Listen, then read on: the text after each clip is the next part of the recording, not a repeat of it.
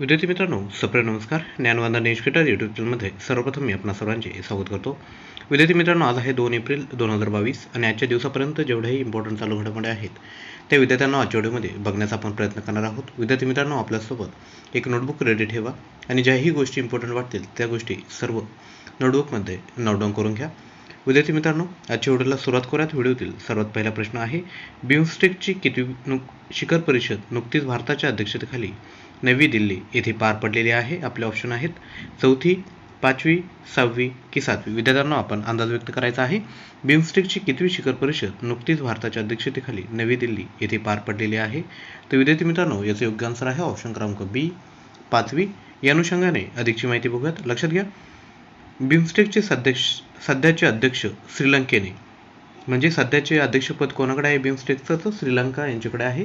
तर लक्षात घ्या, अध्यक्ष श्रीलंकेने व्हर्च्युअल मोडमध्ये 30 मार्च 2022 रोजी आयोजित केलेल्या 5व्या बिमस्टेक बहुक्षेत्रीय तांत्रिक आणि आर्थिक सहकार्यासाठी बे ऑफ बंगाल इनिशिएटिव्ह शिखर परिषदेत पंतप्रधान नरेंद्र मोदी सहभागी झालेले होते. शिखर परिषदेची थीम होती, एक लवचिक प्रदेशाकडे समृद्ध अर्थव्यवस्था, निरोगी लोक. त्यानंतर पंतप्रधान मोदी आणि इतर नेत्यांनी 3 बिमस्टेक करारांवर विद्यार्थ्यांनो स्वाक्षरी केलेली आहे, जे चालू सहकार्य क्रियाकल्पामध्ये साध्य होत असलेल्या प्रगतीचे प्रतिनिधित्व करतात. तर विद्यार्थ्यांनो, कोणकोणत्या गोष्टी आहेत, कोणत्या करार केले आहेत बघा. गुन्हेगारी प्रकारांमध्ये परस्पर कायदेशीर सहाय्यासाठी बिमस्टेक अधिवेशन. त्यानंतर राजनैतिक प्रशिक्षणाच्या क्षेत्रात परस्पर सहकार्यावर बिमस्टेक सामंजस्य करार. त्यानंतर बिमस्टेक तंत्रज्ञान हस्तांतर सुविधेच्या स्थापनेवर संघटनेचे मेमोरंडम. ही एक आंतरराष्ट्रीय, आता बिमस्टेक ही एक आंतरराष्ट्रीय संघटना असून बांगलादेश, त्यानंतर भारत, म्यानमार, श्रीलंका, थायलंड, भूतान आणि नेपाळ ही 7 देश विद्यार्थ्यांनो या संघटनेचे सदस्य देश आहेत. 6 जून 1997 रोजी बांगलादेश, भारत, श्रीलंका आणि थायलंड या देशांनी पुढाकार घेऊन बीस्ट आर्थिक सहकार्य परिषद ही संघटना स्थापन केली होती. या संघटनेचे मुख्य कार्यालय कुठे आहे हे विचारलं तर लक्षात घ्या, बांगलादेशची राजधानी ढाका हे आहे. दक्षिण आग्नेय आशियाच्या बंगालच्या उपसागराच्या परिसरात असलेल्या देशांमध्ये आर्थिक व तंत्रज्ञानविषयक सहकार्य वाढवणे हे या संघटनेचे मुख्य उद्दिष्ट आहे. त्यानंतर क्वेश्चन क्रमांक 2, भारतात सध्या किती युनेस्को जागतिक वारसा स्थळे आहेत? आपले ऑप्शन आहेत ए 39, बी 40, सी 41 की ऑप्शन डी 42. विद्यार्थ्यांनो, अंदाज व्यक्त करायचा आहे. भारतात सध्या किती युनेस्को जागतिक वारसा स्थळे आहेत? तर विद्यार्थ्यांनो, याचं योग्य आन्सर आहे ऑप्शन क्रमांक बी 40. या अनुषंगाने अधिकची माहिती बघूयात. लक्षात घ्या, मेघालयातील जिवंत रूट ब्रिजेस राज्यातील 70हून अधिक गावांमध्ये आढळलेले आहेत. रूट ब्रिजेस म्हणजे जे वृक्षांचे रूट असतात त्यांच्यापासून तयार झालेले पूल आढळून आले आहेत. त्याचा समावेश युनेस्कोच्या जागतिक वारसा स्थळांच्या तात्पुरत्या यादीत करण्यात आलेला आहे. हा एक प्रकारचा साधा झुलता पूल आहे, जो प्रवाह आणि नदी ओलांडून जिवंत वनस्पतींची मुळे तयार करण्यासाठी वृक्ष आकार देण्याच्या पद्धतीद्वारे तयार केला जातो. एकदा परिपक्व झाल्यावर काही पुलांवर जास्तीत जास्त 50 लोक ओलांडू शकतात आणि ते 150 वर्षांहून अधिक काळ विद्यार्थ्यांनो टिकू शकतात. सध्या राज्यातील 72 गावांमध्ये सुमारे 100 ज्ञात जिवंत रूट ब्रिज पसरलेले आहेत. सध्या भारतात 40 जागतिक वारसा स्थळे आहेत. यापैकी 32 सांस्कृतिक, 7 नैसर्गिक आणि 1 मिश्र असे आहेत. त्यानंतर विद्यार्थ्यांनो, क्वेश्चन क्रमांक 3 बघायचा आहेत. विद्यार्थी मित्रांनो, प्रश्नाच्या अनुषंगाने अधिकची माहिती खूप गरजेची असते, कारण की बिमस्टेकची शिखर परिषद एक प्रश्न बघितला आपण, 5वी आवृत्ती झाली, परंतु कोणते देश बिमस्टेकमध्ये आहेत, याचं मुख्यालय कुठे आहेत, याची स्थापना कधी झाली, या गोष्टींसाठी विद्यार्थ्यांनो व्हिडिओ रेग्युलरली बघणं गरजेचं आहे. त्यानंतर विद्यार्थ्यांनो, क्वेश्चन क्रमांक 3 बघतोय. रॅम्प म्हणजे ranging and accelerating MSME performance ही योजना भारत सरकारच्या कोणाच्या सहाय्याने राबवत आहेत? आपले ऑप्शन आहे आंतरराष्ट्रीय नाणेनिधी, एशियन डेव्हलपमेंट बँक, जागतिक बँक की ऑप्शन डी नीती आयोग. विद्यार्थ्यांनो, अंदाज व्यक्त करायचा आहे.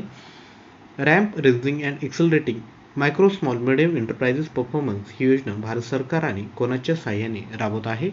तर ऑप्शन क्रमांक सी, जागतिक बँक हे याचं योग्य आन्सर आहे.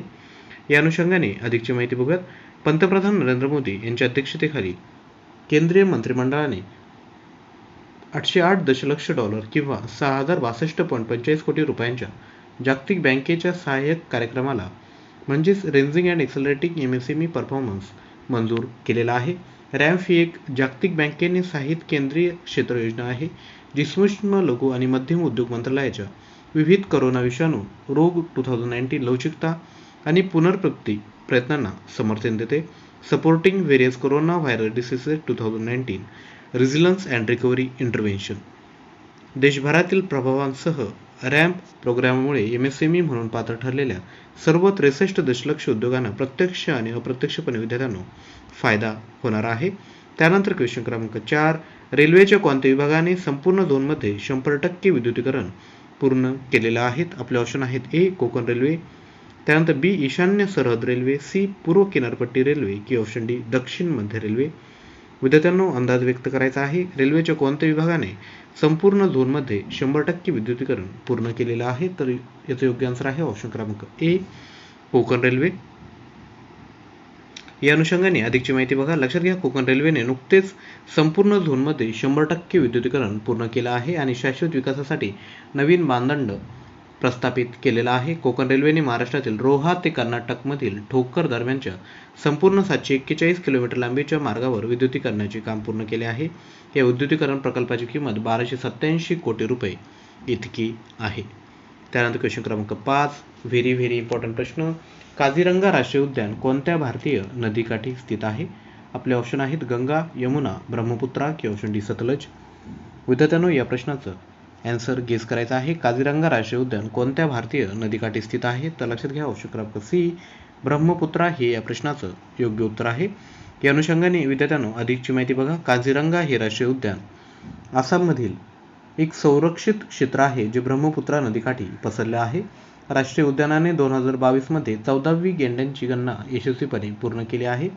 2018च्या आकडेवारीत 201 शिंगे गेंड्यांची वाढ झाली असली तरीही 400 मृत्यू प्रामुख्याने नैसर्गिक कारणामुळे झालेले आहेत. 903 फिमेल, 750 मेल, किशोर श्रेणी आणि बछडे एकशिंगे असलेल्या गेंड्यांची एकूण लोकसंख्या विद्यार्थ्यांना सध्या 2613 इतकी आहे.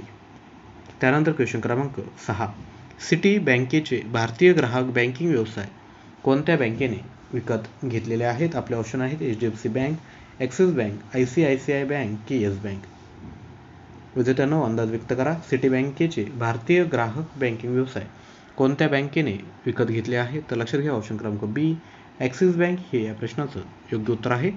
तर विद्यार्थ्यांनो अधिकची माहिती बघूयात. लक्षात घ्या, भारतीय खाजगी क्षेत्रातील ॲक्सिस बँकेने US बँक सिटी ग्रुपचा भारतीय ग्राहक बँकिंग व्यवसाय विकत घेतला आहे.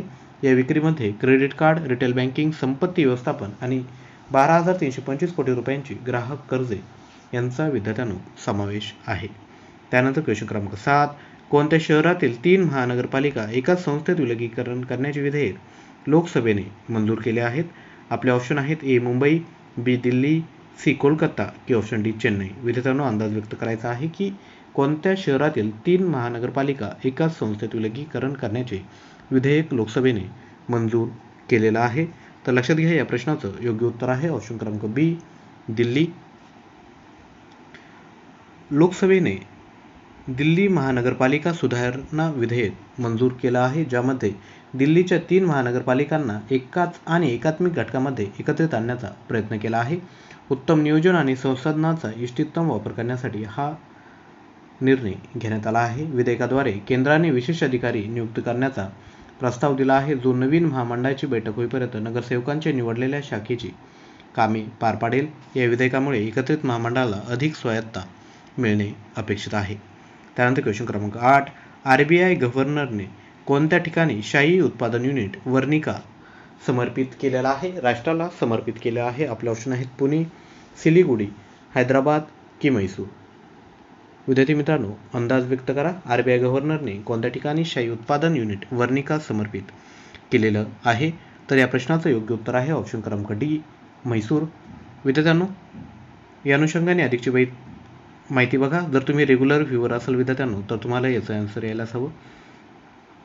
लक्षात घ्या, RBIचे जे गव्हर्नर आहेत श्री शशिकांत दास यांनी म्हैसूर येथे भारतीय रिझर्व्ह बँक नोट मुद्रण प्रायव्हेट लिमिटेडचे इंक मॅन्युफॅक्चरिंग युनिट वर्निका राष्ट्राला समर्पित केलेला आहे. त्यानंतर क्वेश्चन क्रमांक 9, विद्यार्थ्यांनो त्याआधी जर आपण चॅनलवर नवीन असाल तर लगेचच विद्यार्थ्यांनो चॅनलला सबस्क्राईब करायचं आहे.